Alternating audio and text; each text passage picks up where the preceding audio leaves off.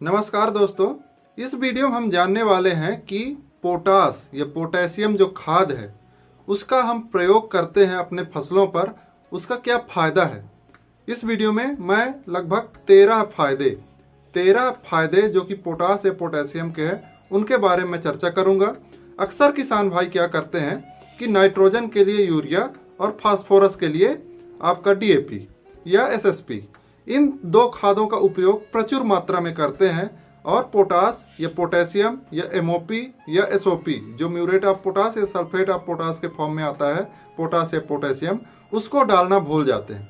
और इस चक्कर में उनका जो उत्पादन है, जो फसल की ग्रोथ है, वृद्धि है, बढ़वार है, जो फसल में जो उत्पाद निकलता है, जो ग्रेन निकलता है, उसकी जो क्वालिटी है, गुणवत्ता है, वह कम हो जाती है।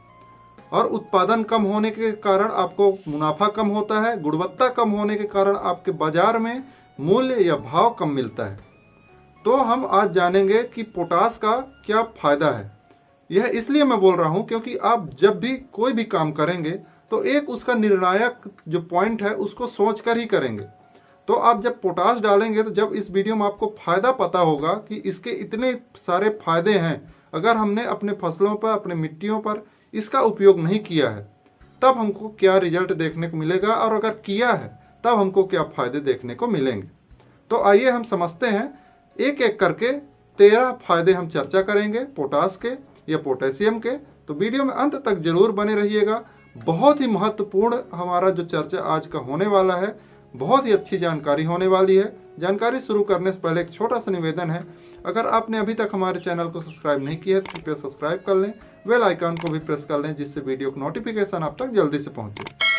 सबसे पहले अगर मैं बात करूं, पहला है कि पौधों की वृद्धि संबंधित जो भी प्रक्रियाएं होती हैं, जो ग्रोथ संबंधित प्रक्रियाएं होती है, उसमें प्रत्यक्ष या अप्रत्यक्ष रूप से आपका पोटेशियम गुणकारी होता है, लाभकारी होता है। दूसरा, 60 प्रकार के ऐसे एंजाइम होते हैं जिनकी क्रियाशीलता के लिए सिर्फ और सिर्फ पोटेशियम लाभकारी होता है, वह एक उत्प्रेरक के रूप में कार्य करता है। तो एंजाइमों की संख्या बढ़ाता है पौधों में।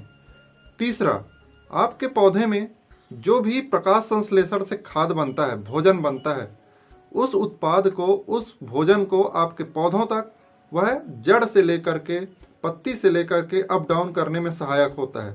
फल में, कंद में, फूल में, पत्तियों में, हर एक शाखाओं में पोटेशियम एक ऐसा काम करता है जो कि आपके जो भोजन के उत्पाद है उसको आने जाने में सहायक करता है। तो आप सोच सकते हैं कितना बड़ा प्रभाव करता है। चौथा होता है नाइट्रोजन, जो हमारा यूरिया डालते हैं, सबसे अधिक डालते हैं यूरिया, तो उसका जो शोषण करता है पौधा, जो ऑब्जॉर्व करता है पौधा, उसको ऑब्जॉर्व करने में सहायता कौन प्रदान करता है? पोटेशियम। अगर पोटेशियम ना हो तो वह पौधा, जो हमारा पौधा है, आप यूरिया दें नाइट्रोजन के लिए, वह ऑब्जॉर्व करने में असहाय फील करेगा। मतलब कि ऑब्जॉर्व करेगा लेकिन उस मात्रा में नहीं करेगा जितना आप पोटेशियम खाद की उपस्थिति में वह कर पाएगा। तो प्रोटीन की जो उपलब्धता है वह बढ़ाता है, प्रोटीन के निर्माण में कार्य करता है। जब प्रोटीन बढ़ता है तो पौधा नाइट्रोजन लेने में सक्षम होता है। पांचवा, पौधों में सूखा, पाला या फिर रोग प्रतिरोधक क्षमता बढ़ाता है, कीट प्रतिरोधक क्षमता बढ़ाता है। अगर आपके पौधों में बहुत जल्दी ही रोग लग जाते हैं तो पौधा ऑब्वियसली कमज़ोर होगा। पाला जल्दी पड़ जाता है, कमज़ोर होगा। आपका सूखाग्रस्त होने के कारण जल्दी से पौधा मुरझा जाता है, पौधा कमज़ोर होगा। अगर आप पोटास का उपयोग कर रहे हैं, पौधा हेल्दी होगा तो आपका सूखाग्रस्त ज़मीन पर भी थोड़ा टिकाऊ होगा, पाला भी लगने के कम चांसेस होंगे, रोग भी उनमें थोड़ा कम देखने को मिलेगा अपेक्षाकृत जहां आपने पोटास का उपयोग नहीं किया है। कीट का प्रकोप भी कम देखने को मिलेगा क्योंकि पौधा पहले से हेल्दी है, स्वस्थ है, वह कई सारे छोटे छोटे कीटों को अपने ऊपर प्रतिरोधी बना लेता है। अब दोस्तों अगला है छठवां नंबर आपका जल शोषण क्षमता। जो पोटास है वह पौधों में जड़ शोषण, जो जल है उसके शोषण की क्षमता बढ़ाता है, मतलब कि जल का अवशोषण करता है। मतलब अगर आप पौधों में या कहें तो मिट्टी में अगर जल की कमी है तो वह पौधों में इतना जल बना के रखता है कि कुछ समय तक, कुछ दिन तक वह पौधों को चला पाता है। इसलिए जड़ शोषण क्षमता यह पौधों में जो जड़ों के माध्यम से बना करके रखता है।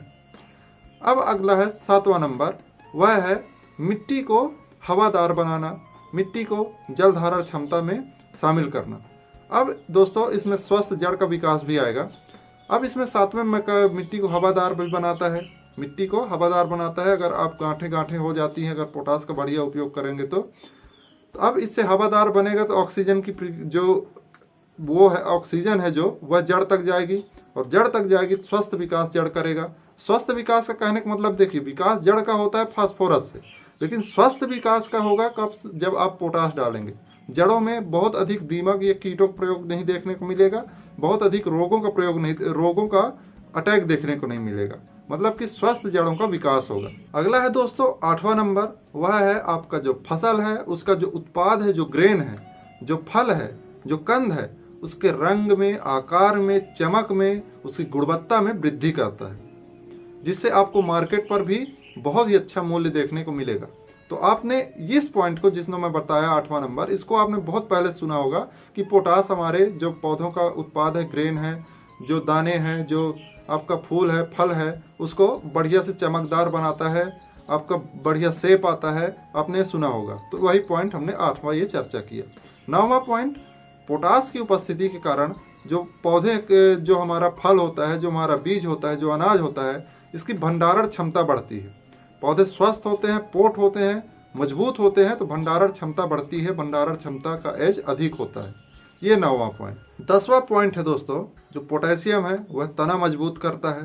तना अगर आपका मजबूत हो रहा है तो आपका जो स्वस्थ जड़ों का विकास भी करता है, मैंने पहले बताया, और ये इसमें 10वां बता रहा हूँ, तना मजबूत करता है। जब जड़ों का विकास हुआ रहेगा, तना मजबूत रहेगा तो फसलों को गिरने से बचाएगा। ये एक फायदा है इसका 10वां। तो फसलों को गिरने से बचाने का काम अगर आप पोटास डाले हैं तो बहुत ही अच्छे से आपका पौधा, आपका जो तना मजबूत रहेगा तो फसल गिरने की अवस्था कम होगी, फसल गिरने की समस्या थोड़ा और कम होगी। 11वां नंबर में दोस्तों, जब आप इस पोटेशियम या पोटास का उपयोग अपने फसलों पर करते हैं तो मेन रूप से आप देखे होंगे कि गन्ना, चुकंदर, शलजम, जो भी मीठेपन वाली पौधे होते हैं, मीठे फल वाली सब्जियां होती हैं, फसल होती हैं, उनमें शर्करा का निर्माण अधिक रूप से करता है। शर्करा का निर्माण होगा तो उनमें मीठापन आएगा। तो यह एक बहुत ही अच्छा फायदा है, बहुत ही अत्यंत लाभकारी फायदा है कि अगर आप गन्ना या फिर चुकंदर या शलजम आदि लगाते हैं, शकलकंद लगाते हैं, उसमें पोटास का अगर डालेंगे तो उसमें मीठापन अधिक आएगा, शर्करा का निर्माण उनमें अत्यधिक हुआ रहेगा, तो आपका फसल और अच्छे मूल्य पर क्वालिटी वाला होगा, तो बिकेगा मार्केट पर, आपको लाभ अधिक देखने को मिलेगा। 12वां नंबर अब हम चर्चा करते हैं और वह है जो तिलहनी फसलें हैं। बहुत ही महत्वपूर्ण है 12वां नंबर। जो तिलहनी फसलें हैं जैसे सरसों हो गया, मूंगफली हो गया, तिल हो गया, राई हो गया, इन पर तेल की मात्रा भी बढ़ाने का काम करता है। सल्फर तो है ही है, सल्फर तेल की मात्रा बढ़ाने का काम करता है, लेकिन उसके अलावा पोटास भी तेल की मात्रा बढ़ाने का काम करता है। अच्छी क्वालिटी का तेल उत्पन्न होने में यह सहायक करता है, तो पोटास भी इस पर बहुत ही अच्छा काम करता है। यह हो गया हमारा 12वां पॉइंट। अब हम आते हैं 13वें पॉइंट पे।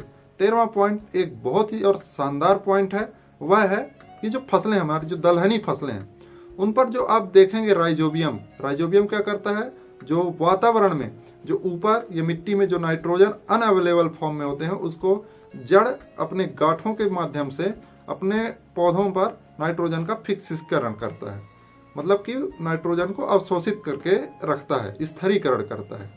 तो उनमें जो जीवाणु होते हैं उनके पोषक तत्वों का काम करता है पोटेशियम। तो दोस्तों हमने इन कुछ 13 पॉइंट को चर्चा किया है इस वीडियो पर, जो पोटास या पोटेशियम के फायदे के रूप में हमने आपको गिनाए हैं। आपको यह जानकारी कैसी लगी हमें कमेंट बॉक्स में ज़रूर बताएं। अच्छी लगी हो तो लाइक करना बिल्कुल ही ना भूलें और शेयर करना तो और भी ना भूलें। चैनल को सब्सक्राइब करें। मिलते हैं अगली वीडियो में एक नई जानकारी के साथ, तब तक के लिए धन्यवाद। जय हिंद, जय भारत, जय किसान।